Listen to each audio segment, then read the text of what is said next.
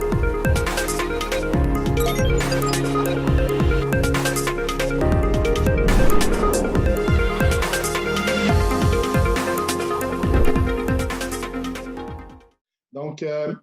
sans plus tarder, allons-y pour la présentation.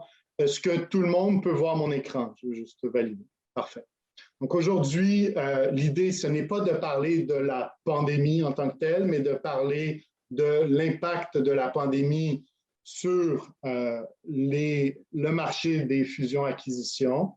Donc, pour ce faire, je me permets un petit bémol ici, ou une petite mise en garde, là, malgré mes fonctions chez Deloitte ou au sein d'autres organisations que Kamal a pu mentionner, là, les aspects qui sont aujourd'hui discutés ou touchés sont vraiment, les aspects et les opinions ne représentent en rien la perspective de Deloitte ou de ces autres organisations, mais vraiment beaucoup plus les opinions et les constats que moi j'en fais comme professionnel des fusions-acquisitions. Donc, on ne peut pas penser que ce qui est présenté aujourd'hui est une communication formelle de chez Deloitte. Bien évidemment, on reste dans des choses assez proches et je me suis beaucoup inspiré de beaucoup d'informations qui sont émises par ma firme pour préparer notre présentation d'aujourd'hui. Mais je veux simplement vous mentionner que en ce qui nous concerne aujourd'hui, nos discussions sont beaucoup plus de l'ordre de mes opinions et je ne représente pas officiellement, du moins, Deloitte dans le contexte de notre présentation d'aujourd'hui.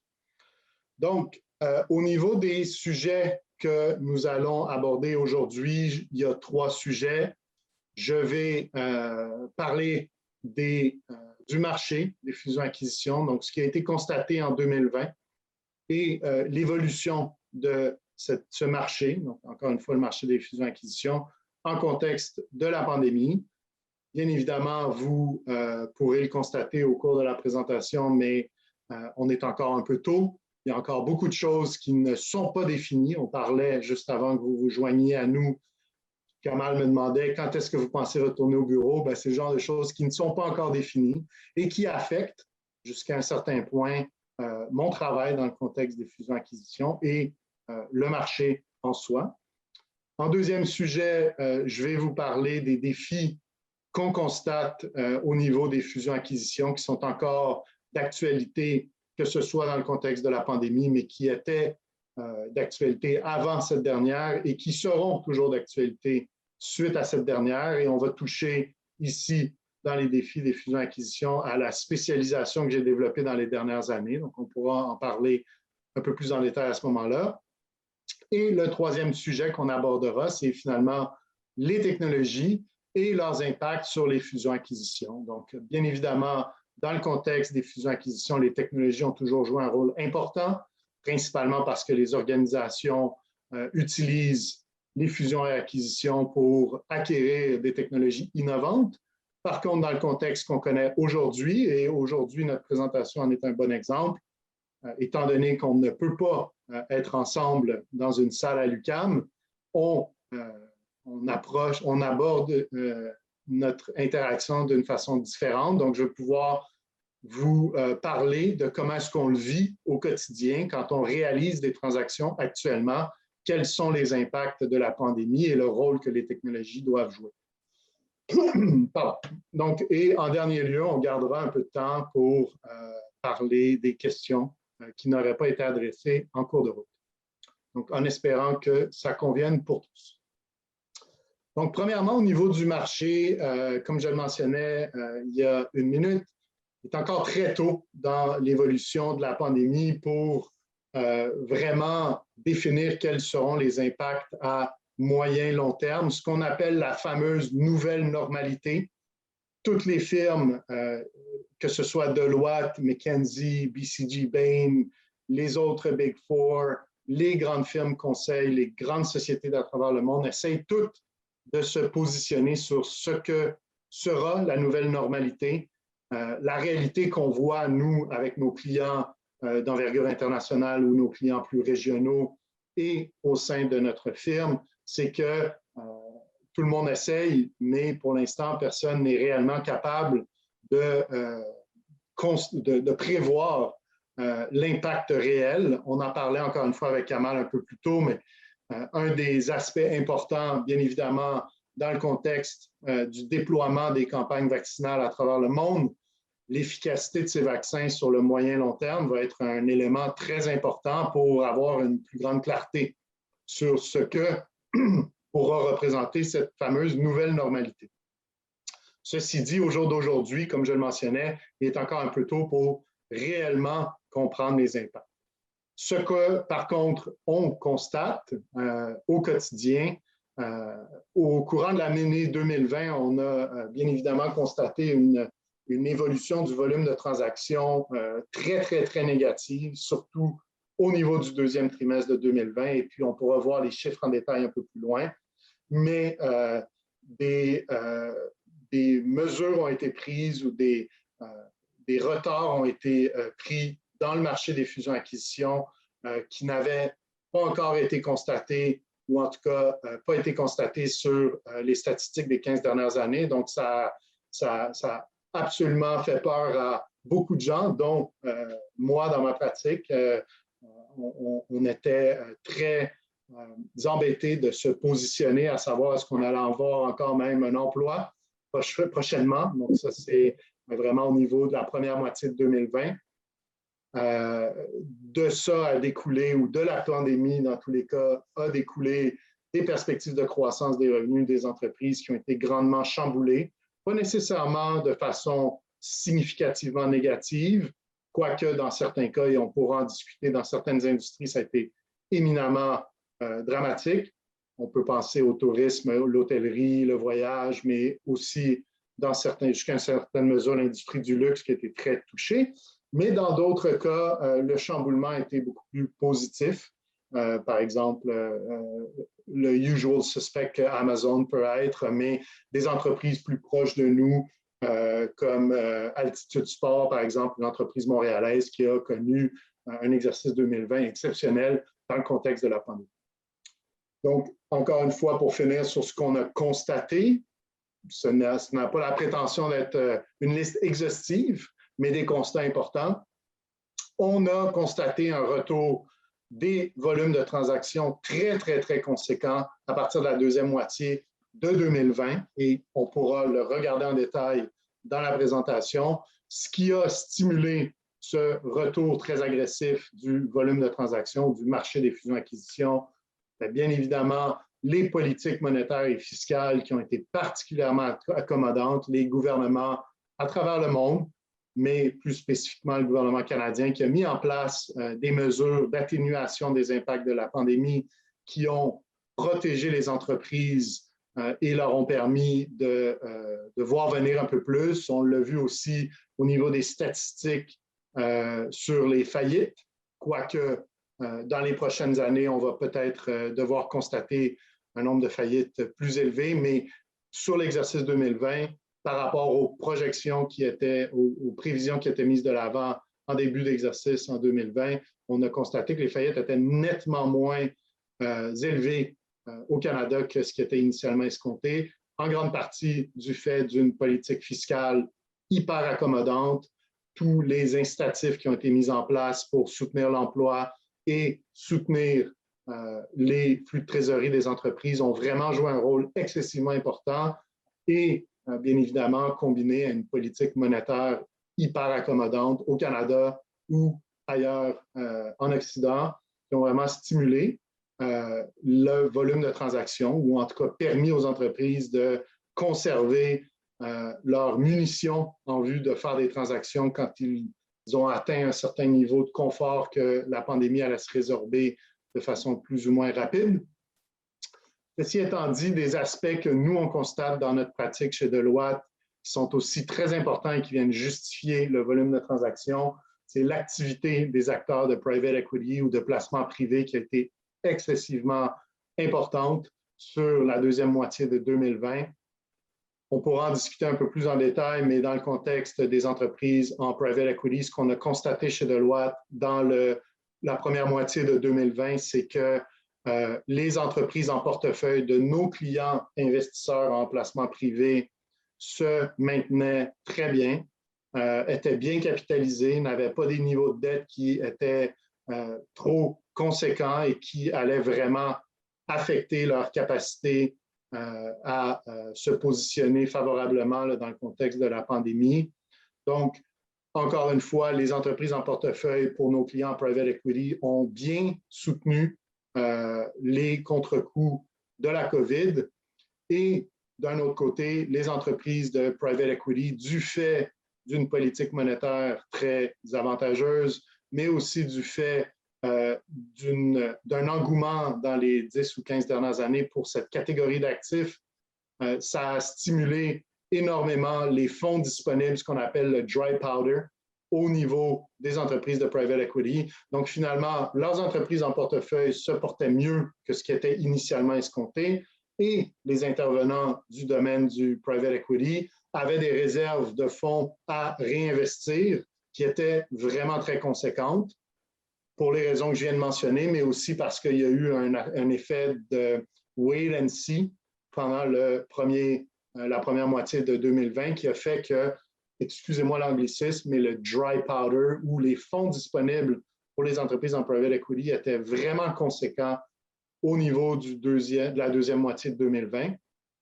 Et fait non négligeable également, je suis sûr que beaucoup autour de la table, sinon tous, ont entendu parler des fameuses sociétés d'acquisition à vocation spéciale ou les SPAC.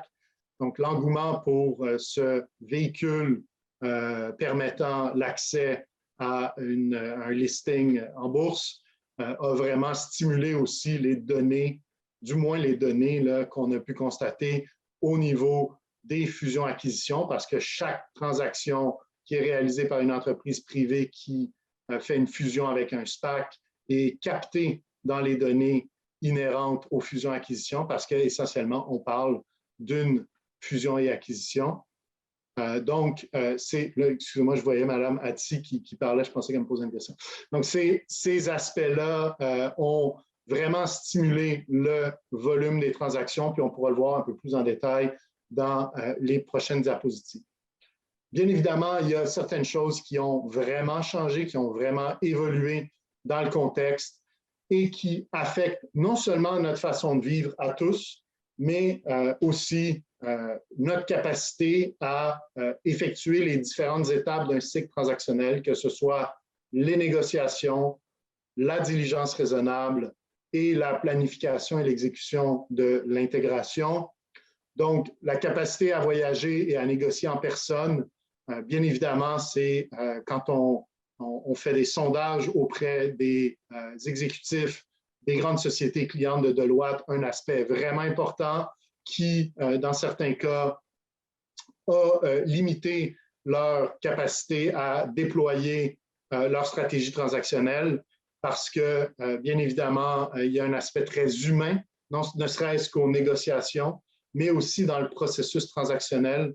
Essentiellement, une transaction, je le compare fréquemment à un mariage. Il faut qu'on ait pris le temps d'apprendre à se connaître pour réaliser une transaction robuste, solide, qui prend en compte vraiment le fit entre les organisations. Et ça, une interaction en personne, bien évidemment, c'est très difficile de pallier à ce besoin d'interagir en personne.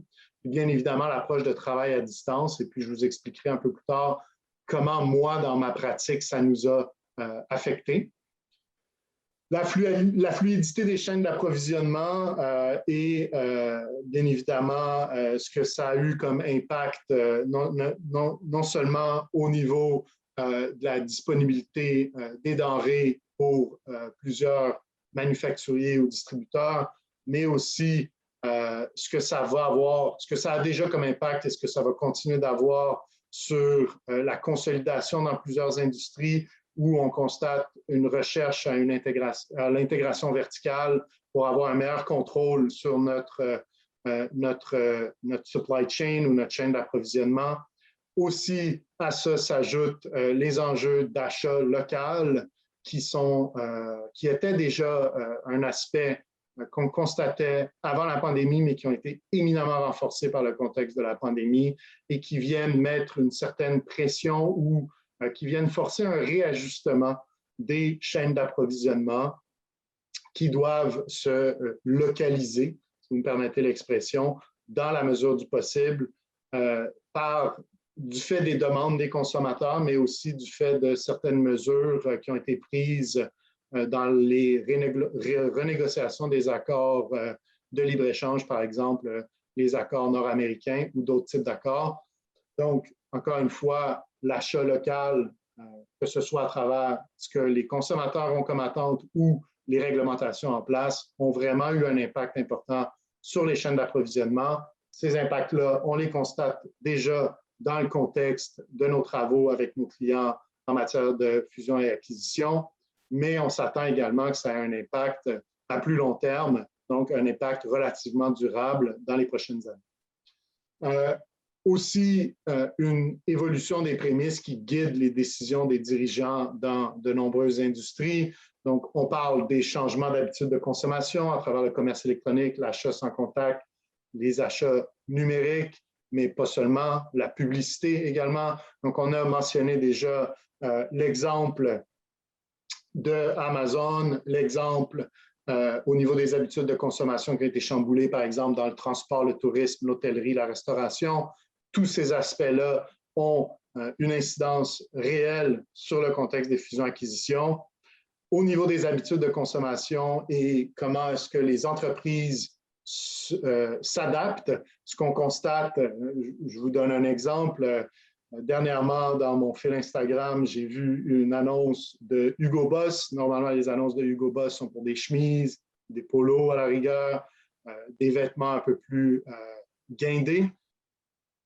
L'annonce que j'ai vue était pour des jogging. Donc, finalement, on peut voir à quel point les entreprises s'adaptent, des entreprises même dans l'industrie du luxe qui s'adaptent pour répondre au changement des habitudes de consommation. Un autre exemple que j'ai vécu avec un de mes clients, qui est une entreprise pan-canadienne d'affichage numérique, donc de publicité, d'affichage publicitaire numérique, qui détenait beaucoup d'actifs d'affichage routier, donc par exemple ces fameux billboards qu'on voit sur le bord des autoroutes. Le CEO de l'entreprise me mentionnait que l'évolution du trafic autoroutier allait être un aspect vraiment important dans le déploiement de ces stratégies pour le futur, parce que finalement, on constate une modification des habitudes liées au transport, en lien avec une modification des habitudes de travail ou de l'environnement de travail. Donc ça, c'est des aspects très concrets qui sont en lien avec l'évolution des habitudes de consommation et qui ont un impact très significatif sur ce qu'on constate dans le marché des fusions-acquisitions. Donc, comme je le mentionnais un peu plus haut, on a constaté sur l'exercice 2020, donc sur l'année 2020. Ce que vous voyez ici, c'est une comparaison régionale de l'activité au niveau des fusions-acquisitions. Les comparaisons sont sur une base de valeur de transaction et non de nombre de transactions. Et quand on compare, si vous vous attardez aux chiffres globaux qui sont présentés dans le coin inférieur gauche, on voit une diminution en termes de valeur. Et ici, c'est des chiffres mondiaux, donc vraiment pour toutes les fusions-acquisitions à travers le monde, une diminution en valeur de presque 7 % versus les niveaux qui avaient été atteints en 2019. Il faut comprendre ici que les dernières années avant la pandémie étaient des années assez exceptionnelles en ce qui a trait au niveau ou au volume de fusion-acquisition. Donc, on a, oui, constaté une diminution de l'activité en matière de fusion-acquisition, mais cette diminution a été, je vous dirais, relativement mitigée ou a été relativement contenue. Et puis, on va pouvoir regarder un peu plus en détail, là, quand on fait l'analyse par trimestre, qu'est-ce qui justifie finalement ce chiffre qui n'est pas nécessairement très loin de ce qu'on a constaté dans les dernières années. Donc, c'est assez positif. C'est un signal aussi que les attentes des intervenants de marché, des entreprises principalement qui font des fusions-acquisitions par rapport à la solidité de nos économies sont assez positives.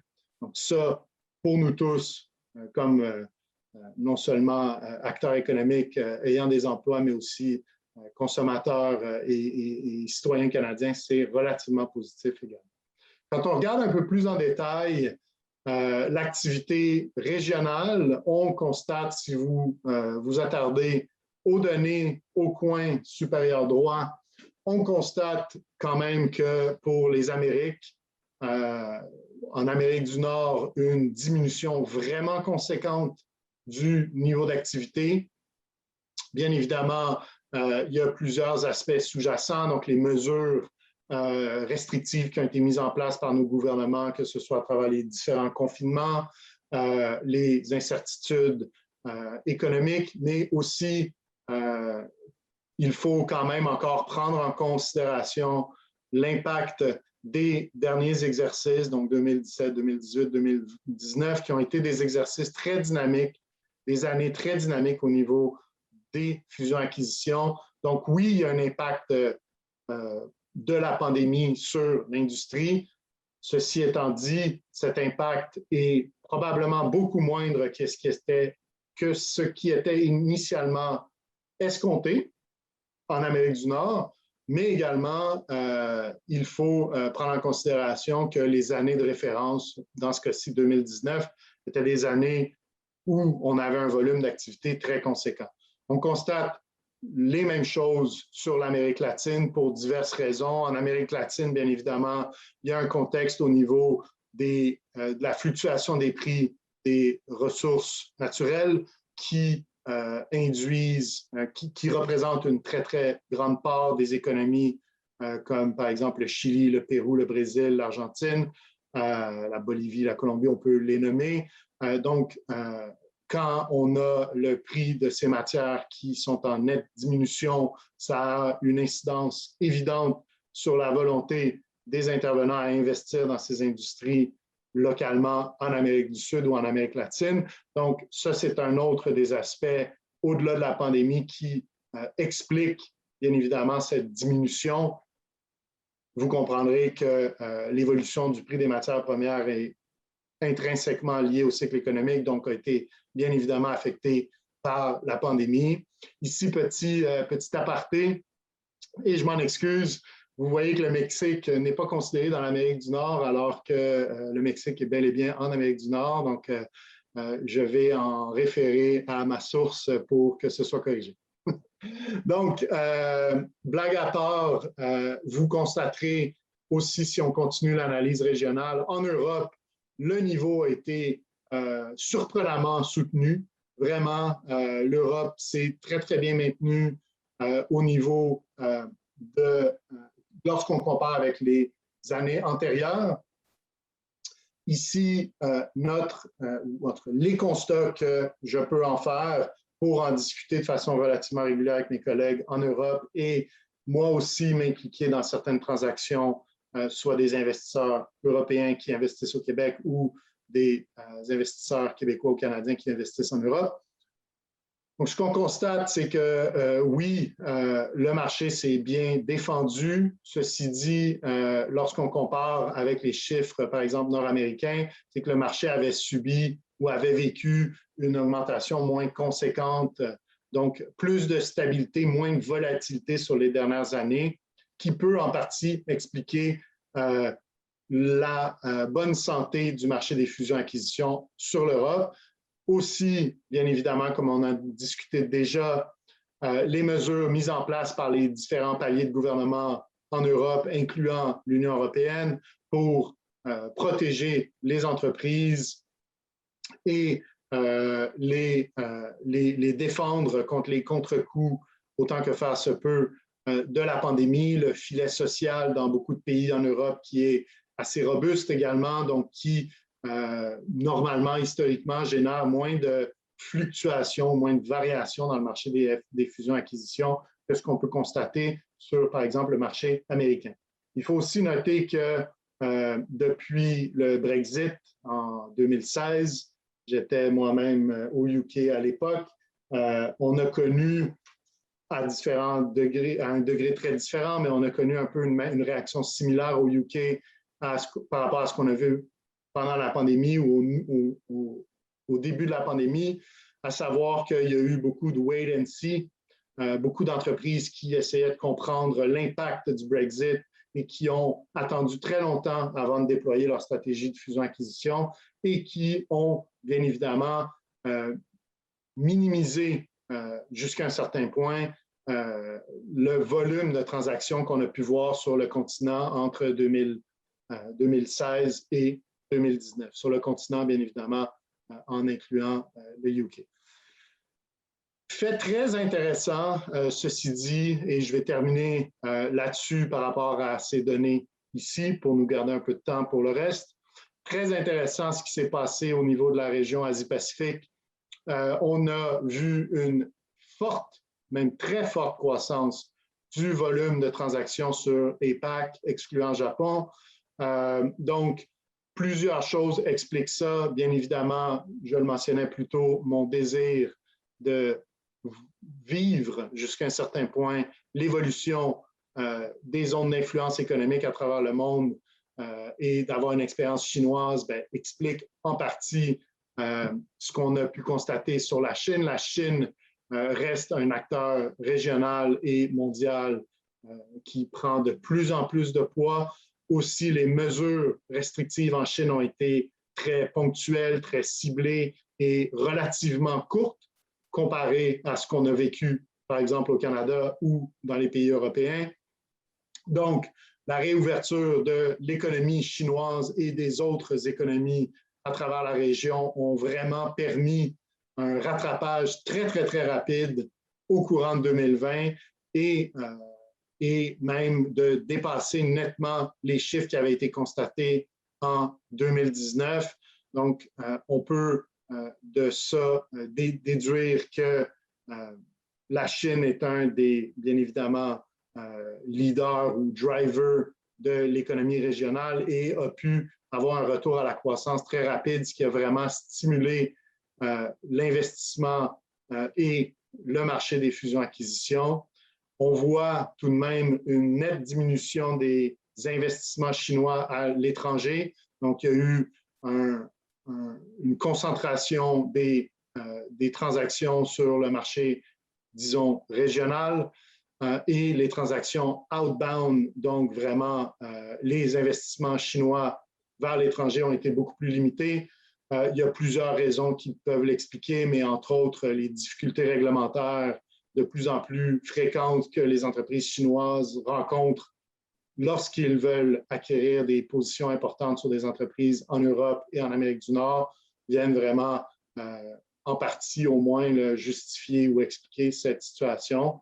Et puis, sur le contexte japonais, le Japon, c'est toujours un peu, j'espère que vous me permettrez l'expression très québécoise, une bébête à part. Donc, le Japon a connu, bien évidemment, une croissance vraiment très conséquente de l'activité, mais on parle ici d'un niveau qui est beaucoup inférieur à ce qui est constaté dans les autres grandes régions et qui fluctue de façon assez conséquente d'une année à l'autre. Il n'y a pas énormément de justificatifs spécifiques à la pandémie qui peuvent être mentionnés. Et étant donné qu'on parle d'un niveau d'environ 100 milliards de dollars US, une ou deux transactions conséquentes peuvent vraiment avoir un impact important sur ces chiffres-là. Donc, c'est à prendre en considération. Donc, si vous me permettez qu'on regarde suite à l'analyse régionale, on regarde une analyse globale, mais plutôt historique de l'évolution des fusions-acquisitions. Encore une fois, c'est des données mondiales. Et on voit ici une évolution trimestrielle. La première chose que je vous mentionnerai qui est vraiment intéressante, si on regarde dans le coin inférieur droit du tableau, ici, c'est l'année 2020, donc le premier trimestre de 2020 et surtout le deuxième trimestre de 2020 ont été nettement inférieurs à ce qu'on a pu constater dans les 5 années précédentes. Fait excessivement intéressant, au moins à mon sens, c'est que le deuxième trimestre de l'exercice 2020 a été le pire trimestre des 15 dernières années, même quand on compare avec, par exemple, l'activité qui avait été constatée suite à la crise financière de 2008-2009. Donc ça, c'est un fait vraiment intéressant et qui vient renforcer ce qu'on disait par rapport aux attentes, au wait and see qui s'est orchestré très rapidement dans le marché des fusions-acquisitions dès le début de la pandémie. Donc, qui a vraiment eu un impact drastique sur le volume de transactions. Donc, ça, deux aspects assez intéressants. Le Q2 de 2020 a établi un record d'inactivité, finalement, qui n'avait pas été vu depuis plus de 15 ans maintenant. Et encore plus intéressant, c'est que le Q3 et le Q4 de 2020 ont eux aussi établi des records, mais des records au niveau du volume de transactions. Donc, on a vraiment eu un phénomène de rattrapage excessivement rapide qui vient, puis excusez-moi, je ne veux pas sauter d'une diapositive à l'autre, mais qui vient vraiment justifier ce fameux chiffre de plus ou moins 6 % de diminution sur l'exercice 2020 par rapport à 2019, malgré qu'on a eu des trimestres négatifs records au début de 2020, les records de volume de transactions qui ont été constatés sur le troisième et le quatrième trimestre, qui n'ont jamais été atteints, vous pouvez le voir aussi dans le diapositive, le graphique, qui n'ont jamais été atteints dans les 15 dernières années. Le Q3 et Q4 sont des trimestres records en matière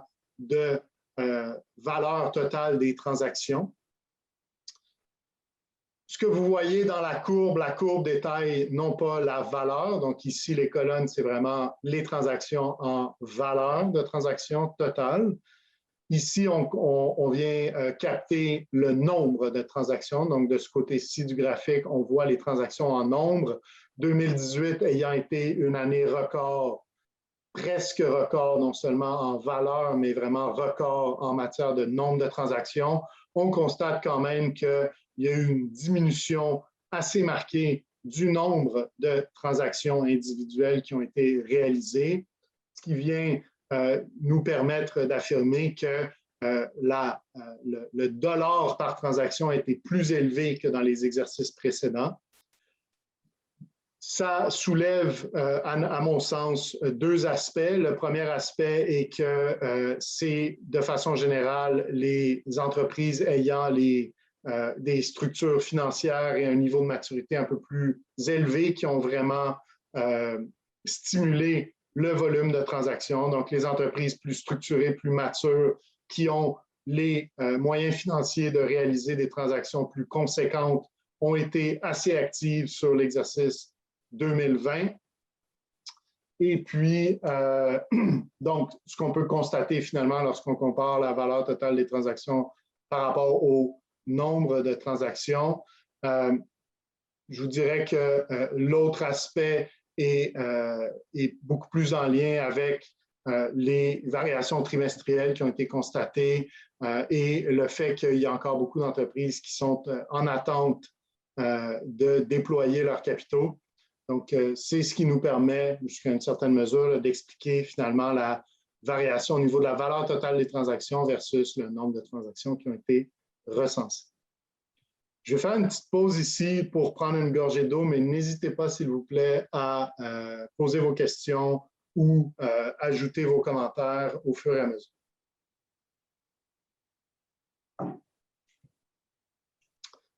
Donc, au niveau de la tendance mondiale par industrie, ce qui est excessivement intéressant de constater, c'est quand on regarde les industries qui ont connu un dynamisme plus conséquent sur l'exercice 2020 ou l'année 2020. Ici, j'ai une citation d'un de nos partenaires chez Deloitte qui nous fournit des données de marché sur le marché des fusions-acquisitions. Mais donc, essentiellement, ce qu'on vient souligner, c'est que les technologies jouent un rôle depuis longtemps dans les stratégies d'investissement, mais que la pandémie a vraiment accéléré les efforts de numérisation, soit au niveau des produits et services, mais aussi au niveau des différents investissements. Et donc, on constate un engouement conséquent pour l'achat d'actifs liés à la technologie. Donc, ne serait-ce que les entreprises plus matures qui investissent de façon conséquente dans des entreprises innovantes ou des entreprises de technologie, mais également des stratégies de fusion-acquisition pour acquérir des compétences en matière de numérisation de nos processus internes qui ont vraiment stimulé finalement ce qu'on peut voir là, dans l'activité en matière de fusion-acquisition dans l'industrie technologique. En volume de transactions, encore une fois, valeur, pardon, des transactions en dollars, les deux autres secteurs d'activité qui ont été les plus soutenus, on parle des énergies, des mines et des services publics, donc les utilities. On constate une croissance en dollars de 3,8 %, mais une diminution du nombre de transactions de l'ordre de 14 %. Donc, encore une fois, des investissements plus conséquents.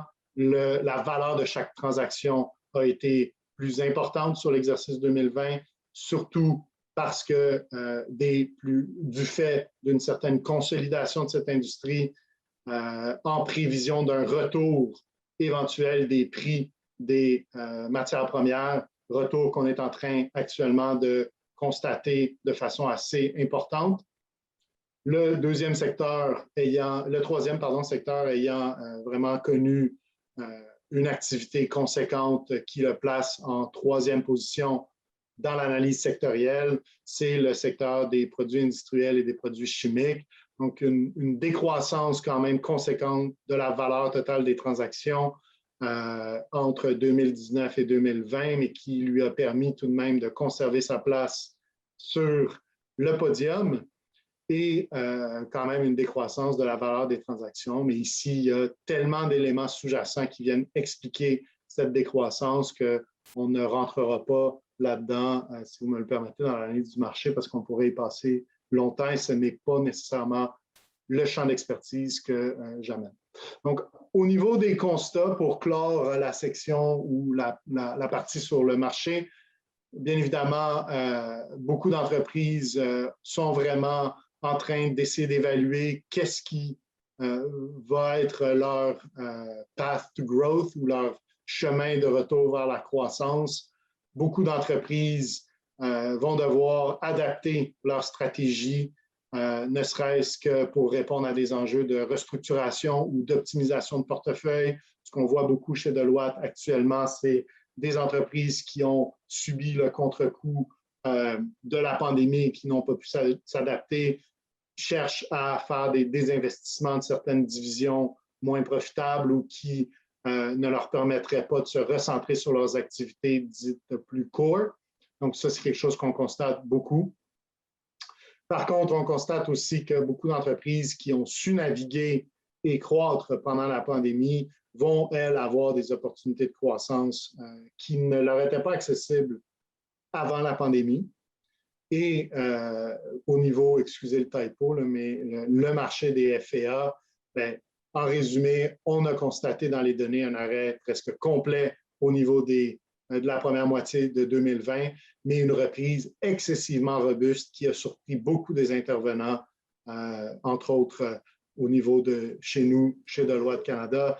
La robustesse de cette reprise a été vraiment conséquente et beaucoup des transactions qu'on a vues dans la deuxième moitié de 2020 ont vraiment été en lien avec l'évolution du développement des vaccins, bien évidemment, et de la campagne vaccinale ou des campagnes vaccinales dans les différents pays, ce qui vient vraiment renforcer nos hypothèses, à savoir qu'il y avait vraiment un aspect de wait and see, beaucoup plus que le fait que les entreprises ont vraiment été très négativement impactées par la pandémie au niveau de leur profitabilité et de leur capacité financière.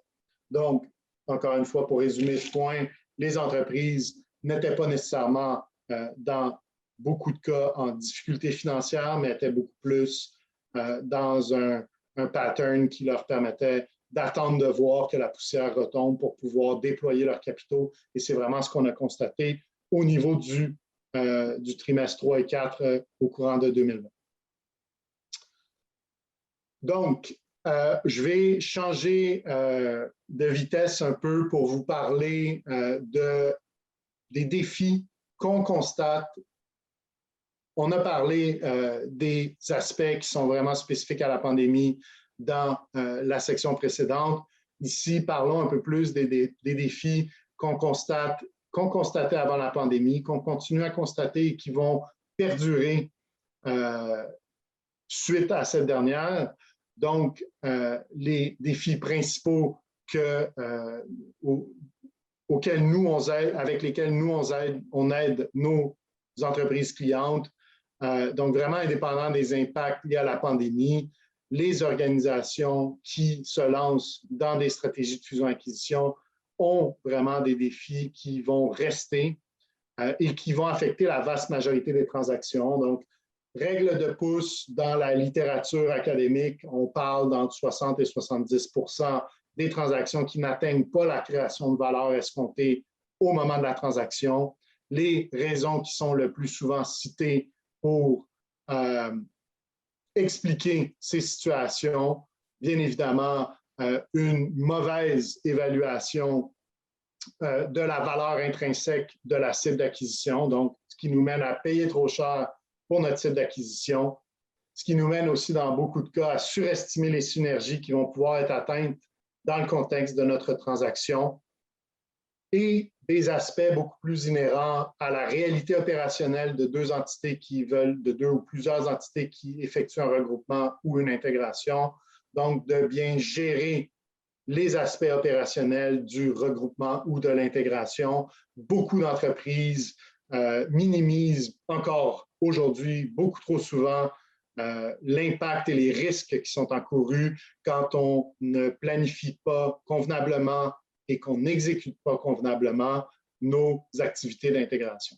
Donc, juste pour revenir à la diapositive précédente, là, ici, vous voyez des données qui viennent du National Center for the Middle Market aux États-Unis et qui évalue les obstacles qui sont mentionnés par les entreprises du mid-market aux États-Unis. Le premier aspect, c'est les capacités à l'interne d'intégrer la cible d'acquisition comme un des freins principaux à la création de valeur. Donc, ça, c'est des aspects qui touchent beaucoup d'entreprises et qui sont malheureusement encore aujourd'hui un peu mis de côté, étant donné que ce qui est intéressant dans bien des cas pour les gens qui réalisent des transactions, c'est le côté très frénétique de la négociation, de la conclusion des ententes transactionnelles. Et quand on a finalement négocié notre deal, beaucoup de gens pensent que le travail, sans dire s'arrête, mais le travail difficile ou l'étape difficile vient d'être conclue, alors que selon notre expérience et selon la littérature académique et les recherches qui sont faites sur le domaine, les plus grands freins sont bien souvent liés à une capacité déficiente de gérer l'intégration. Ça, c'est des aspects importants que nous constatons dans notre pratique. Une des spécialités que j'ai, moi, chez Deloitte, comme directeur principal dans notre pratique de conseil en fusion-acquisition, c'est de soutenir nos clients dans la planification et l'intégration la planification et l'exécution de l'intégration. Donc, c'est des aspects avec lesquels on soutient notre clientèle au quotidien et c'est des aspects que je mettais en application aussi chez Raymond Chabot Grant Thornton à l'époque avec la clientèle là-bas. Je vous dirais par contre que de plus en plus d'entreprises qui ont des stratégies robustes en matière de fusion-acquisition mettent en place des mécanismes beaucoup plus conséquents pour soutenir l'intégration de leur cible d'acquisition. Je vais mentionner un exemple qui est public, donc on peut en parler, mais ce que Lightspeed entend réaliser dans les prochaines années suite à son IPO qui leur a permis d'aller chercher 800 millions de dollars de capitaux. Leur stratégie, où Dax De Silva, le CEO de Lightspeed, a publiquement mentionné une stratégie d'acquisition d'une entreprise au trimestre, d'une cible d'acquisition par trimestre. Donc, on parle de jusqu'à 4 acquisitions par année. C'est un volume très conséquent qui veut être continué sur les prochaines années parce que c'est intrinsèquement lié à leur stratégie de croissance. L'exemple de Lightspeed est excellent dans ce contexte-là parce que Lightspeed développe en ce moment et a développé dans les dernières années des compétences à l'interne pour gérer ce volume d'acquisition. Donc, ne serait-ce qu'au niveau de soutenir les activités de diligence raisonnable, les activités de négociation, mais surtout la capacité de l'organisation à intégrer ces nouveaux collègues, ces nouvelles organisations dans leur structure. Donc, un très bon exemple ici, mais on le voit de plus en plus dans les entreprises qui déploient des stratégies très robustes d'acquisition et qui font une croissance par acquisition de façon assez récurrente. Je nommerai un autre exemple, l'entreprise Camso, dont vous avez peut-être entendu parler. Camso est le leader mondial des chenilles et un des leaders mondiaux du pneu hors route. C'est une entreprise de Magog qui a qui a fait sa croissance par acquisition dans un horizon d'à peu près 10 à 15 ans en réalisant plus de 30 transactions, jusqu'à sa vente à Michelin pour environ 2,3 milliards de dollars canadiens. Donc, c'est vraiment un beau success story québécois qui a été très stimulé par une stratégie très agressive d'acquisition. Et j'ai eu la chance de discuter de sa stratégie avec Pierre Marcouillet, l'ancien CEO de Camso, qui a piloté cette croissance et qui m'expliquait qu'un des facteurs principaux de succès du déploiement de cette stratégie, ça a été d'avoir des gens sur le banc. Donc, d'avoir finalement des gens seniors, des gens, des exécutifs de haut niveau qui pouvaient prendre en charge les activités en lien avec les cycles de fusion-acquisition. Parce que, vous le comprendrez, j'en suis sûr pour ceux qui l'ont vécu, mais quand on fait une transaction de fusion-acquisition, on vient rajouter une couche de complexité sur nos responsabilités opérationnelles existantes et dans bien des cas, ça peut être très difficile à gérer. Donc, encore une fois, une des approches qui avait été prise par Camso pour réaliser cette superbe croissance qui leur a permis de vendre à Michelin pour plusieurs milliards de dollars, c'était d'avoir les ressources, les bonnes ressources, avec le bon niveau d'expérience pour réaliser ces transactions. Et ils pouvaient se le permettre, eux, dans leur contexte, parce qu'ils avaient des stratégies pour réaliser plusieurs acquisitions par année. Donc, finalement, ça se justifiait très bien. Ce qu'on voit trop souvent chez nos clients qui n'ont pas une approche rigoureuse, c'est qu'on a un départ trop lent et des orientations et une rationnelle stratégique qui est mal définie.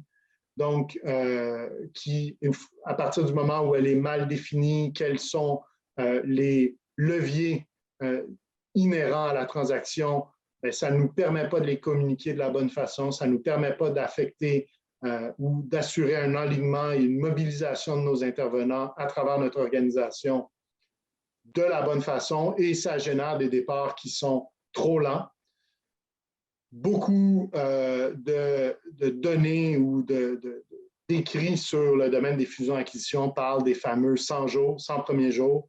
Ce n'est pas pour rien, c'est parce que finalement, il y a un momentum qui est créé par l'annonce d'une transaction. Ce momentum on doit capitaliser sur ce momentum parce qu'il y a énormément de mobilisation qui se crée de par l'annonce de la transaction. Et donc, avec le temps, généralement, on constate que cette mobilisation tend à diminuer.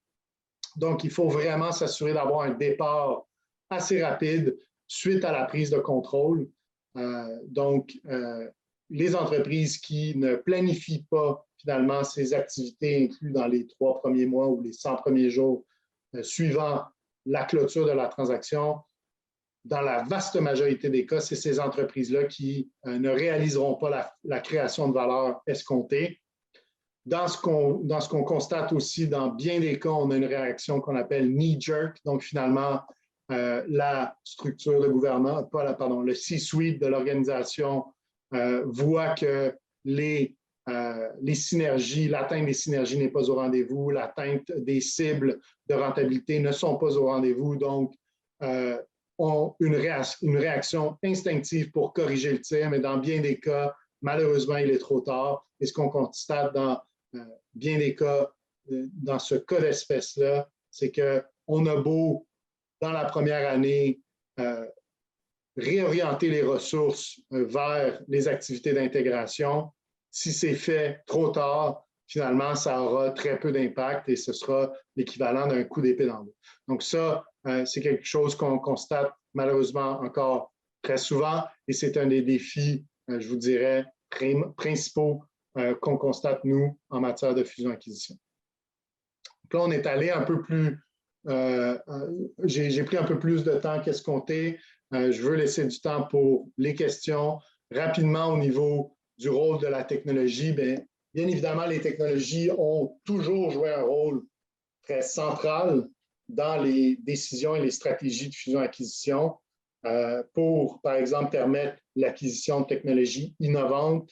C'est bien connu qu'une start-up, dans bien des cas, a une meilleure capacité d'innovation que des grandes sociétés. Donc, des entreprises, des grands groupes, dans beaucoup de cas, se tournent vers les fusions-acquisitions pour acquérir des nouvelles technologies et avoir une approche de prise de risque vers l'investissement des nouvelles technologies qui est en lien avec leur stratégie de développement. Ceci dit, on constate maintenant que le rôle des technologies est encore plus significatif, non seulement au niveau du déploiement des stratégies, mais dans la façon de gérer les transactions. Donc, vraiment, ce qu'on a constaté, c'est un besoin chez les entreprises de développer des capacités multidimensionnelles, des modèles commerciaux numériques, des chaînes d'approvisionnement beaucoup plus solides. Et ça a bien évidemment, comme on l'a mentionné plus tôt, soutenu l'activité des FAA, des fusions-acquisitions, mais aussi certaines entreprises ont vraiment été vers une approche très offensive afin d'accélérer leur transformation en achetant des entreprises qui leur permettaient d'accélérer leur transformation numérique ou en achetant des actifs numériques et en investissant dans des startups innovants. Ce qui a changé dans notre façon d'offrir nos conseils à notre clientèle, j'ai mis ici une photo d'un article qui est assez récent dans la presse où le vice-président finance du groupe Couche-Tard mentionnait sa réalité, la réalité de gérer l'envergure, une entité d'envergure de l'envergure de Couche-Tard à partir de son salon ou de son chalet. Je trouvais que c'était très représentatif de ce qu'on voit aujourd'hui, d'à quel point on a dû s'adapter au niveau opérationnel dans les entreprises et comment est-ce que ça a un effet ou un impact sur notre travail comme conseiller en fusion-acquisition. Donc, bien évidemment, l'utilisation des technologies dans les entreprises, par exemple, au niveau des technologies de l'information, on ne parle plus d'un coût dans le contexte des transactions, mais vraiment d'une opportunité. Puis ici, je voulais mentionner une belle transaction d'un fleuron québécois du domaine de la publicité en ligne, Districtem. Vous avez peut-être entendu parler de Districtem. Ça a été mentionné dans plusieurs journaux, entre autres dans la presse, mais qui a fait l'acquisition d'une entreprise qui s'appelle ShareThrough, une entreprise qui est en Californie. Donc, un beau succès, une entreprise québécoise qui acquiert à l'étranger, mais un des leviers principaux derrière l'acquisition par Districtem de ShareThrough, c'était d'acquérir une technologie plus robuste que la leur et une plateforme pour déployer leurs services, plateforme technologique pour déployer leurs services qui était excessivement robuste. Donc, ça a été un des leviers importants mis en place ou derrière qui justifie finalement la transaction. Bien évidemment, en conclusion ou en terminant, l'utilisation des technologies, ne serait-ce que dans notre contexte à tous professionnel, mais dans le contexte transactionnel, en ce moment, la phase de diligence raisonnable est de plus en plus soutenue par les technologies. Avant même de parler des rencontres Zoom, par exemple, mais l'intelligence artificielle joue un rôle vraiment de plus en plus central dans la phase de diligence. On peut penser je vous donnerai l'exemple de Rogers Shaw, qui est une immense transaction. Rogers Shaw sont deux entreprises avec des milliers de fournisseurs, des centaines de milliers, voire des millions de clients. Ces relations entre Shaw, par exemple, et ses parties prenantes, que ce soit ses fournisseurs, ses clients, sont régies par des ententes contractuelles. Ces ententes contractuelles, dans le contexte d'une diligence raisonnable, doivent être revues, doivent être validées pour s'assurer qu'il n'y ait pas de frein à la transaction ou d'aspects contractuels qui doivent être modifiés du fait de la transaction. Donc, on parle de plusieurs centaines de milliers d'ententes contractuelles qui doivent être revues. Historiquement, ces ententes contractuelles-là, bien évidemment, avant la capacité de le faire à travers des moteurs, par exemple, soutenus par l'intelligence artificielle, devaient se faire par des humains, finalement, et c'est des expertises qui ont été développées dans les grands cabinets d'avocats. Maintenant, avec les nouveaux services de diligence déployés, comme par exemple chez Deloitte, qui sont soutenus par la technologie d'intelligence artificielle ou les technologies d'intelligence artificielle, on vient de diviser par 10 finalement les coûts et les temps afférents à ces validations-là. Donc, on voit vraiment, au-delà de la pandémie, la technologie joue de plus en plus un rôle important, mais plus spécifiquement par rapport aux impacts de la pandémie, les diligences raisonnables se font à distance, bien évidemment. Dans beaucoup de cas, une diligence raisonnable d'une entité va nécessiter, par exemple, une visite de site. Ces visites de site se font dans certains contextes par drone, par exemple. Donc, pour éviter d'avoir un accès direct aux différentes personnes sur les sites, on utilise des drones. On peut utiliser aussi, je l'ai fait moi-même dans une diligence récemment, la vidéoconférence pendant la visite de site, parce que mes collègues, que ce soit en Europe ou aux États-Unis, n'avaient pas la capacité de se rendre physiquement sur les installations pour évaluer finalement les enjeux opérationnels. Donc ça, c'est d'autres exemples de comment l'aspect diligence raisonnable est affecté non seulement par l'évolution des technologies, mais aussi par le contexte de la pandémie. Et puis, tout ce qui a trait à la planification stratégique pré-transaction et la gestion d'intégration, ça, bien évidemment, historiquement, c'était des rencontres en personne, des workshops, des ateliers qu'on voulait conduire avec nos clients, être face à face, développer ces relations. Maintenant, bien évidemment, on le fait de façon virtuelle, comme on le fait aujourd'hui.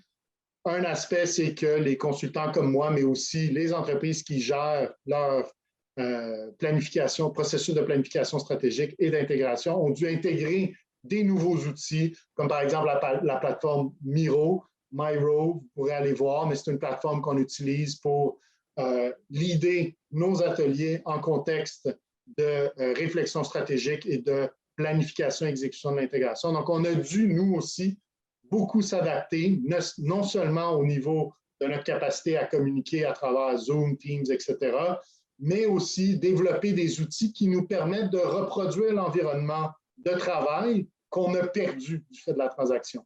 Comme par exemple, je vous mentionnais l'outil Miro.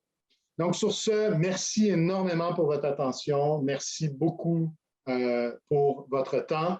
Je vais laisser ce qui reste comme temps à Kamal, voir s'il y a des questions autour de la table. Oui, merci. Merci François. J'en ai en fait, j'ai quelques questions. J'ai essayé tantôt de lever la main, mais je crois que tu étais J'étais en élan, mais c'est correct. trop dans mon... C'est correct. Bon, alors j'ai une question ici sur, c'est plus adressé, en fait, ça s'adresse à des secteurs. J'ai ici donc une question, il dit, Euh, Qu'arrive-t-il ou qu'arrivera-t-il au secteur touristique, aérien, hôtelier, divertissement? Plus de fusion, acquisition, moins? Qu'est-ce que vous envisagez par rapport à cela? C'est une excellente question et qui nous touche de façon très personnelle ou très proche au Québec là, du fait de la transaction avortée de Transat avec l'acquisition de Transat par Air Canada. C'est très difficile à définir à ce stade-ci et ça va être énormément en lien avec un retour à une certaine normalité, la capacité, par exemple, du transport aérien à soutenir une année comme 2020 est de plus en plus limitée. Par contre, les grandes sociétés aériennes en Amérique du Nord ont conclu des ententes avec les différents gouvernements pour s'assurer que ces services jugés essentiels puissent être pérennisés malgré la pandémie. Donc, pour ce qui est du transport aérien, bien évidemment, les entreprises aériennes, les compagnies aériennes espèrent un retour à une certaine normalité le plus rapidement possible. C'est très difficile de définir quand est-ce que ça pourra s'orchestrer. Ceci dit, au niveau spécifiquement des fusions-acquisitions, dans un marché comme celui du Canada, c'est très différent parce qu'on est dans un marché qui est beaucoup moins segmenté et beaucoup moins compétitif que celui, par exemple, de l'Europe. Mais en Europe, du fait de la densité de population et du nombre d'intervenants ou d'acteurs de cette industrie-là, on peut s'attendre à une certaine consolidation des plus petits acteurs qui desservent des routes importantes ou intéressantes et profitables qui pourraient être achetés par de plus gros acheteurs. Aussi, le transfert de certains actifs, comme par exemple les avions ou d'autres types d'actifs à valeur ajoutée pour les entreprises aériennes, les fameuses places pour atterrir, excusez-moi, j'ai juste l'anglicisme en tête, mais les windows qui leur permettent d'avoir accès aux différents aéroports sont des actifs, dans bien des cas, qui ont une valeur, donc qui vont potentiellement intéresser des plus gros joueurs. Mais les gros joueurs aussi ont été excessivement impactés par le contexte de la pandémie. Donc, c'est très difficile à répondre. Pour ce qui est de l'hôtellerie, c'est ça aussi un type d'industrie où il y a des investissements très conséquents dans le brick and mortar, des investissements très conséquents dans les actifs à long terme et qui stimulent dans bien des cas une dette relativement élevée pour beaucoup d'entreprises en tourisme et en hôtellerie.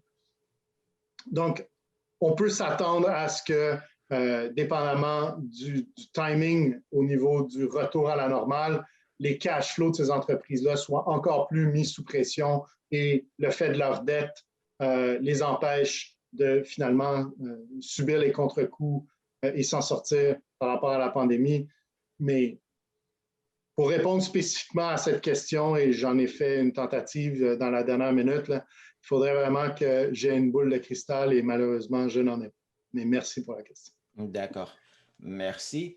Alors, en fait, moi j'ai une question par rapport, François, j'ai vu dans ta présentation que le secteur pharmaceutique, en fait, les transactions en 2020 ont chuté pratiquement de moitié. Bon, d'abord, la question, est-ce qu'il y a une raison pour cela, de cette régression-là, et est-ce qu'on prévoit dans les années à venir un rebondissement, ou est-ce que ça va être encore, je dirais, ça va continuer? C'est une excellente question, Kamal. Il y a deux aspects sous-jacents à cette réalité-là qu'on peut nous constater. Le premier, c'est que les chiffres qui sont présentés sont non seulement pour le secteur pharmaceutique, mais aussi le secteur médical. Et dans le contexte de la pandémie, surtout aux États-Unis, le secteur médical, les coûts dans le secteur médical ont explosé et par exemple, les hôpitaux aux États-Unis qui faisaient des opérations électives, donc sur lesquelles elles ont normalement une rentabilité très élevée, opération du genou, etc. Donc, tout ce qui n'est pas lié à la pandémie ou à la crise de la COVID ont été beaucoup mises de côté, donc ont rendu ont beaucoup affecté la profitabilité des entreprises dans le secteur médical et en partie, ça a justifié beaucoup moins d'activités dans ce sous-secteur du médical, pharma et biotech. Le deuxième élément, c'est que énormément des ressources des entreprises pharmaceutiques dans les 2 dernières années ont été dirigées vers le développement soit de vaccins ou de traitements en lien avec la COVID. Et donc, ça laisse moins de ressources pour faire l'acquisition d'entreprises, finalement. C'est un choix qui doit être fait là, dans les entreprises pharmaceutiques où on va diriger nos cash flows excédentaires. Et ce qu'on a constaté jusqu'à un certain point, c'est que les cash flows excédentaires n'étaient pas vraiment dirigés vers l'acquisition de nouveaux actifs ou de nouvelles entreprises, mais beaucoup plus vers le développement de traitements qui pouvaient permettre à ces entreprises-là de mieux se positionner dans le contexte de la pandémie et suite à la pandémie. Donc, c'est les deux drivers, je te dirais, qui expliquent ce qu'on peut voir jusqu'à un certain point parce qu'il y a beaucoup d'autres aspects sous-jacents. Moi, par rapport à ma compréhension, surtout au niveau, pas nécessairement pharma ou médical, mais au niveau des biotechnologies, c'est un secteur qui est excessivement dynamique en ce moment. Et un aspect qui va peut-être surprendre, mais la poussée vers les mesures ESG ou des mesures, des modes de production, par exemple, dans les différents chemicals, dans excusez-moi, les plastiques, les polymères, etc. On voit beaucoup d'entreprises de biotech qui ont développé des modes de production, soit à travers la biomasse ou du recyclage et de la dissolution des matières plastiques pour en faire une économie circulaire. Ces entreprises-là sont dans le secteur des biotechnologies et on peut s'attendre dans les prochaines années que ça va être excessivement stimulé comme industrie. D'accord, merci beaucoup. Alors, j'ai une question de la professeure Micheline Renaud. Elle est un peu technique. Allons-nous constater plus de pertes de valeur sur acquisition dans les états financiers des entreprises, habituellement post-exceptionnels, maintenant plus courants? Les ajustements au goodwill dans les états financiers des entreprises, normalement, doivent provenir c'est très difficile de répondre à ça. Ça va vraiment dépendre, je vous dirais, du cycle économique qui suit la pandémie et du type d'investissement qui est inclus dans les états financiers ou dans les bilans des organisations. L'idée, c'est que le goodwill ou la valeur à la transaction est calculée en fonction d'un calcul assez robuste, je vous dirais, là, surtout pour des transactions de plusieurs millions voire de plusieurs milliards. Donc, cet aspect-là du bilan des entreprises est vraiment rigoureusement validé et étudié et contrôlé par les autorités réglementaires là, pour les entreprises qui sont sujettes, par exemple, au SEC aux États-Unis. Donc, moi, je ne pense pas, puis c'est mon opinion personnelle, mais je ne pense pas qu'on devrait constater ou s'attendre à des pertes de valeur ou des réévaluations plus conséquentes que dans d'autres cycles économiques similaires. Ce que je veux dire par là, c'est que si on a un cycle économique nettement défavorable, par exemple par une augmentation des taux d'intérêt conséquents dans les prochaines années, un retour de l'inflation, certaines entreprises qui ont une exposition spécifique au cycle économique vont bien évidemment devoir réévaluer potentiellement leur goodwill. Mais je ne pense pas que dans le contexte de la pandémie, on devrait s'attendre à quelque chose de plus conséquent que ce qu'on a constaté dans le passé. D'accord. Une question sur les difficultés d'intégration, notamment je dirais la question de l'alignement des cultures des deux entités lorsqu'on fait une opération, surtout d'envergure. Est-ce que, disons que dans le contexte de la pandémie, parce que déjà c'était difficile, on s'entend que depuis toujours la culture était l'un des problèmes majeurs d'intégration lorsqu'il y a incompatibilité ou en tout cas une difficulté à aligner les deux. Est-ce que dans le contexte de la pandémie serait toujours la même chose? Alors la question vient enfin j'ai reformulé là parce qu'il y a plusieurs questions. C'est Marie-Claude René, donc, qui a posé la question. Merci beaucoup, Mme René, pour votre question. La réponse facile, Mme René, c'est qu'on est encore trop tôt pour vraiment le constater, l'impact du manque de contact entre les organisations. Est-ce que ça va avoir comme effet sur les fameux fits culturels qu'on doit stimuler dans le contexte d'une intégration? Donc, c'est très difficile à répondre, mais je pense que dans la question, on a une partie de la réponse. C'est qu'il va falloir développer des mécanismes qui permettent cette interaction et cet enlignement culturel. Donc, ce que nous, on constate au niveau des diligences et de la planification de l'intégration, c'est que ça joue de plus en plus. C'est des questions qui nous sont posées par nos clients. Comment est-ce qu'on doit faire pour s'assurer de ne pas avoir trop d'effets négatifs du fait qu'on ne peut pas, par exemple, accueillir les gens dans nos locaux, créer ce sentiment d'appartenance et de mobilisation qui est inhérent à nos interactions avec nos collègues. Donc, c'est très difficile à percevoir. Par contre, moi, je pense que beaucoup d'entreprises s'en sortent très bien. Dans le contexte, la réalité, c'est qu'on est tous dans le même bateau. Donc, la majorité des intervenants le réalisent et l'acceptent. Ce n'est pas du fait de l'entreprise qui nous achète, qui ne veulent pas nous avoir sur leur site de production ou nous faire bénéficier des mêmes avantages que leurs employés. C'est beaucoup plus le fait du contexte. Donc, ça, je pense qu'on peut s'attendre que ce soit, si c'est bien géré aussi, là, mais pris en compte par les intervenants et les parties prenantes des entreprises acquises. Mais on est encore très tôt et je pense que c'est une excellente question. Et puis, si vous voulez, on peut s'en reparler dans 2 ans. Kamal, c'était des exemples que tu souhaitais, est-ce qu'on peut ajouter à la question? Est-ce qu'il y a des industries qui sont plus particulièrement cohérentes ou moins cohérentes? Ou vous voulez dire la culture joue un plus grand rôle? Oui. Mais avant de parler d'industrie, moi, ce que je vous dirais, c'est que ça dépend aussi beaucoup de la stratégie d'intégration, du niveau d'intégration qui va être visé dans la stratégie. Donc, j'ai travaillé, moi, avec des entreprises qu'on peut considérer comme des serial acquirers, donc qui font des acquisitions de façon récurrente.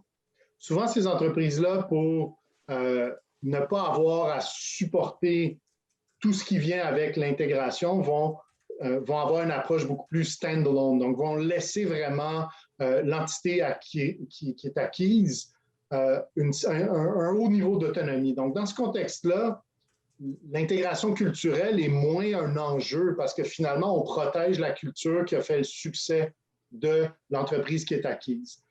Donc, ça s'applique à n'importe quelle industrie, je vous dirais. Sinon, en matière spécifiquement des industries, moi, j'aurais du mal à vous répondre pour la simple et bonne raison que chaque entité, chaque entreprise étant unique, c'est des cultures d'entreprise qui peuvent être affectées par l'industrie dans laquelle on se trouve, mais qui sont quand même spécifiques à notre organisation avant d'être spécifiques à notre industrie. Je ne pense pas que c'est vraiment spécifique à une industrie ou une autre. En tout cas, il n'y en a pas qui me viennent en tête. Mais encore une fois, ce que je vous propose, c'est qu'on se reparle dans 2 ans, puis on va voir ce qu'on peut répondre à ça. Merci, François. Alors, j'ai une autre question. Je vais la poser en anglais pour ne pas traduire. Je vais le faire. Tu peux répondre en français, en anglais, comme tu veux. Alors, la question vient de Ati Show. Is it safe to say that the increase in MEA is going to affect negatively the Canadian economy as our economy is dependent on small businesses? Donc, la question, c'est est-ce que l'activité des fusions-acquisitions pourrait avoir un impact négatif sur l'économie canadienne, étant donné que notre économie est principalement composée d'entreprises de type PME? Moi, je vous dirais, je n'ai pas d'aspect empirique à vous mentionner sur cette question-là. Par contre, c'est un enjeu qui est très souvent mentionné lorsque, par exemple, une entité québécoise est rachetée par un investisseur étranger. Moi, j'ai tendance à dire que non. parce que finalement, oui, il y a des entreprises québécoises qui sont acquises par des entreprises étrangères, mais si on met un frein important à ça, ça va également mettre un frein important au développement d'entreprises québécoises qui deviennent des fleurons dans leur industrie et qui font des acquisitions à l'étranger. Donc, ça, c'est un des aspects. Un autre des aspects, c'est que les PME aussi participent au dynamisme du marché des fusions-acquisitions. Je vous ai mentionné l'exemple de District M, qui est une PME dans le sens le plus pur du terme, qui achète une autre PME en Californie pour l'aider dans le déploiement de sa stratégie de croissance. Donc, moi, je pense que la réponse facile à cette question, c'est qu'on en perd et on en gagne, mais je ne vois pas pourquoi l'activité en matière de fusion-acquisition aura un impact négatif sur le contexte des PME, même si dans certaines industries, on peut constater une consolidation qui crée des plus grands joueurs et qui diminue la compétitivité de certaines plus petites entités. Mais à mon sens, c'est des choses qui se rééquilibrent avec le temps.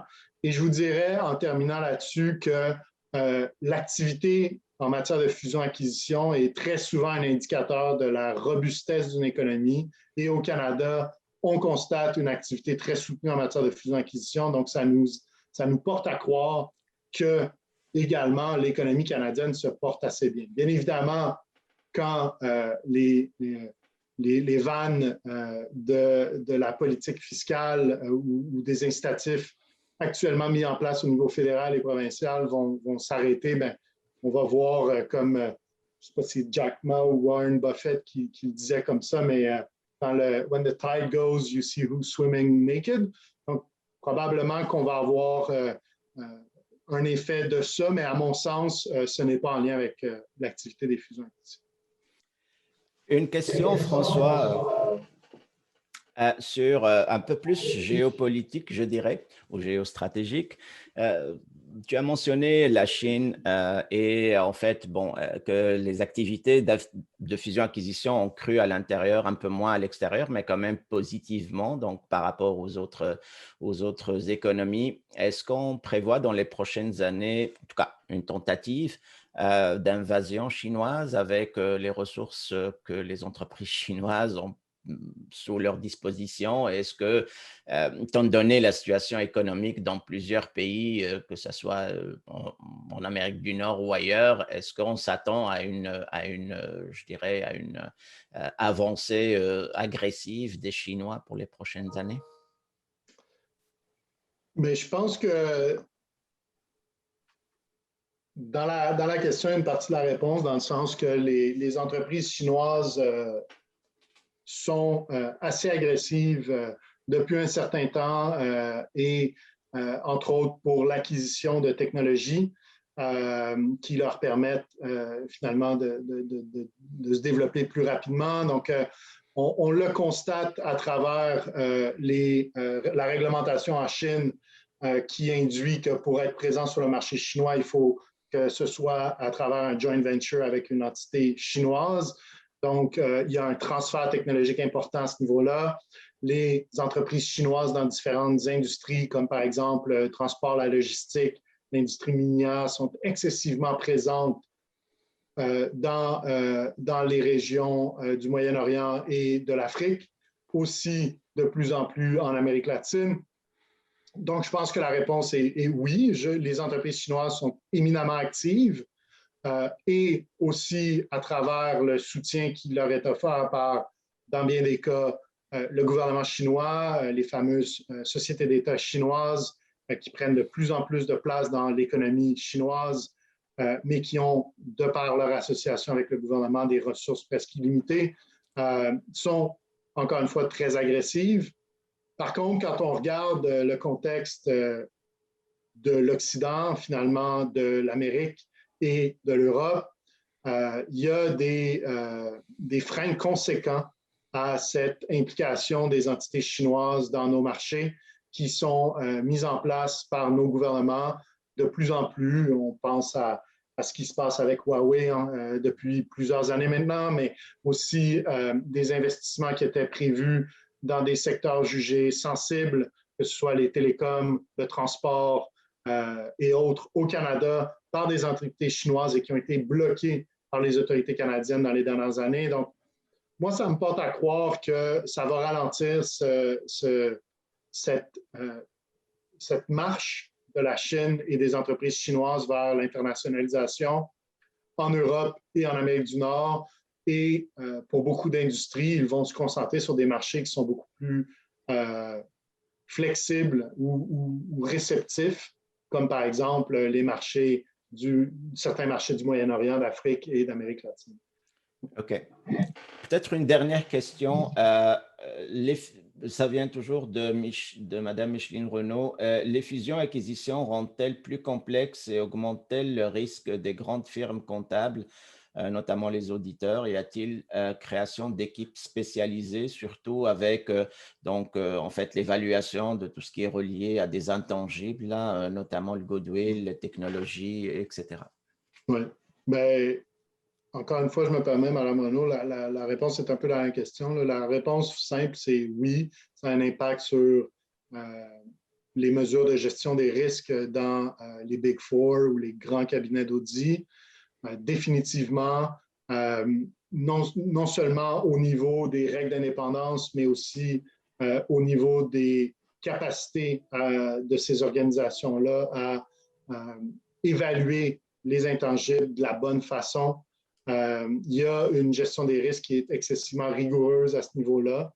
Il y a bien évidemment aussi une séparation des fonctions qui est obligatoire chez nous, chez Deloitte, à savoir que, par exemple, les entreprises que la firme audite ou vérifie à travers le monde sont très souvent, on ne peut pas faire affaire avec les services que, par exemple, moi, j'offre.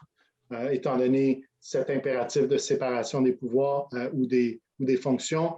Aussi qu'il y a des équipes hyper spécialisées qui sont très, très bien outillées et qui sont très intégrées à travers le monde pour une firme comme Deloitte.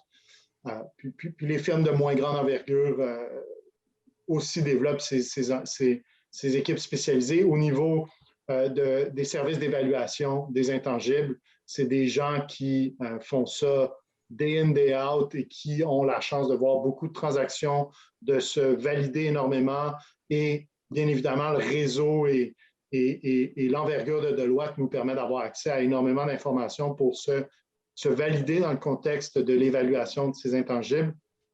Donc la réponse encore une fois est oui. Par contre, on n'est jamais à l'abri de facteurs intrinsèques ou externes à notre contexte ou au contexte de l'entreprise et qui pourrait avoir un effet là, finalement sur les valeurs qui sont divulguées. Mais dans tous les cas, absolument. Merci beaucoup.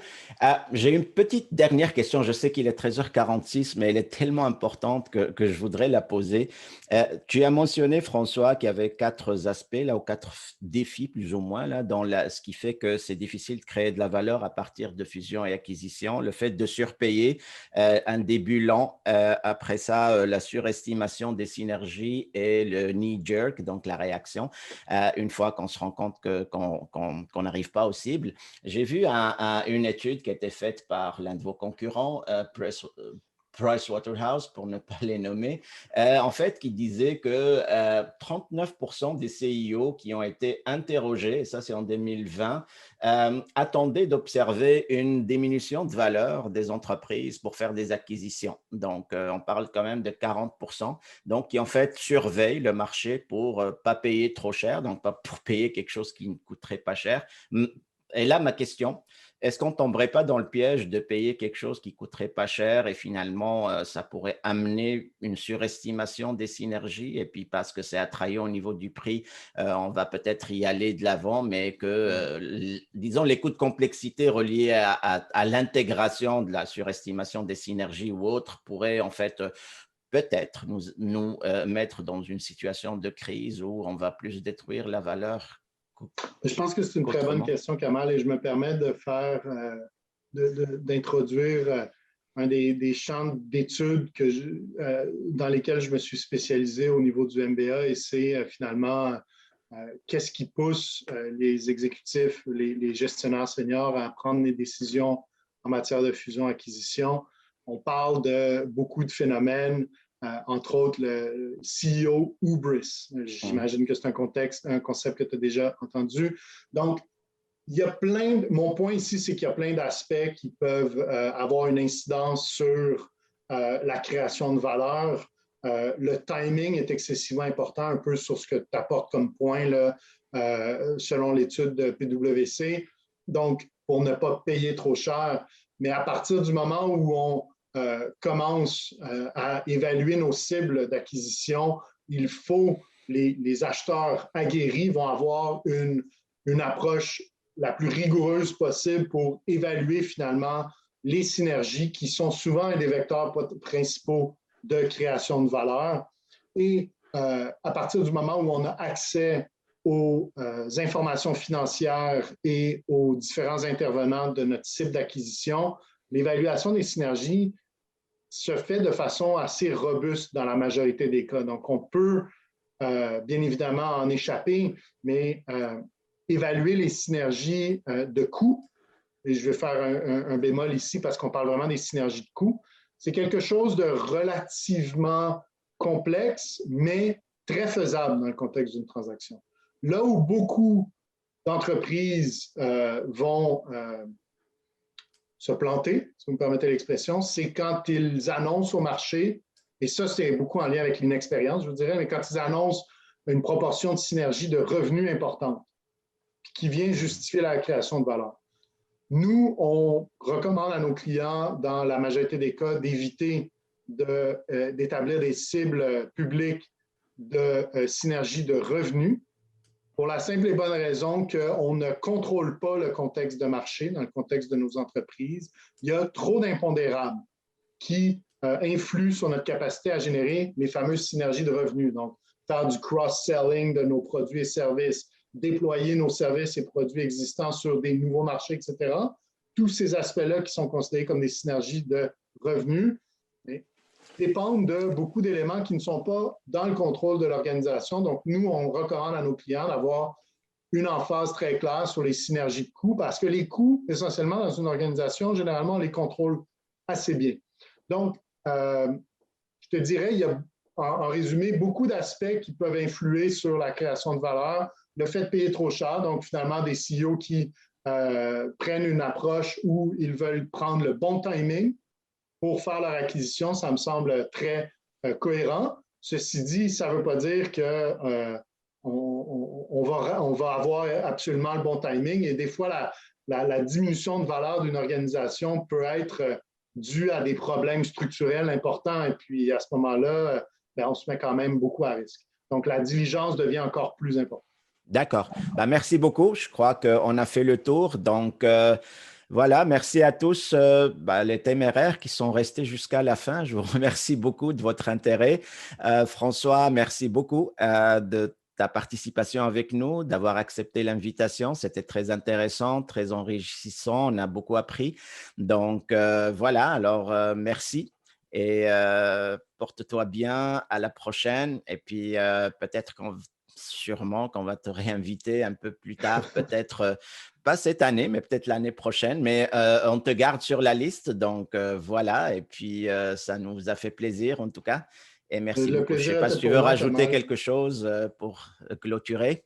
Oui, bien, le plaisir était pour moi. Merci à toi et à ton équipe pour l'invitation. J'ai beaucoup apprécié. Effectivement, j'aimerais beaucoup qu'on reste en contact et que je puisse m'impliquer autant que faire se peut à la communauté de l'ESG. Ça m'intéresse énormément, étant bien évidemment une de mes alma mater. Merci à tous pour votre attention et vos questions. J'espère que vous avez trouvé ça intéressant. Dans tous les cas, si vous avez d'autres questions ou que vous voulez qu'on discute, je suis sur LinkedIn, vous pouvez me trouver. Je vais terminer en mentionnant que, Kamal, tu en as parlé, mais je m'implique dans la Fondation Jeanne Mance. Je suis membre du conseil d'administration de la Fondation Jeanne Mance. La Fondation Jeanne Mance, c'est une fondation qui soutient les personnes en fin de vie, et qui met en place des mécanismes pour leur permettre de passer cette étape chez eux le plus possible dans un environnement qui est rassurant. Pour moi, c'est une fondation avec laquelle je suis entré en contact au moment du décès de ma mère en 2017 des causes du cancer. C'est une fondation qui agit à travers le Québec pour soutenir tous les Québécois et même les Canadiens, etc., dans ce passage obligé, malheureusement, de la vie. Donc, je vous invite, moindrement que vous avez aimé la présentation d'aujourd'hui, je vous invite à faire un petit don à la Fondation. Tous dons sont très appréciés, ou simplement en parler autour de vous parce que c'est une fondation qui est très importante. Je vous remercie beaucoup pour votre attention. Merci, c'est bien noté. Merci beaucoup, François. Alors, voilà, sur ce, merci à tous, merci à toutes et à la prochaine. Au plaisir. Au revoir, portez-vous bien.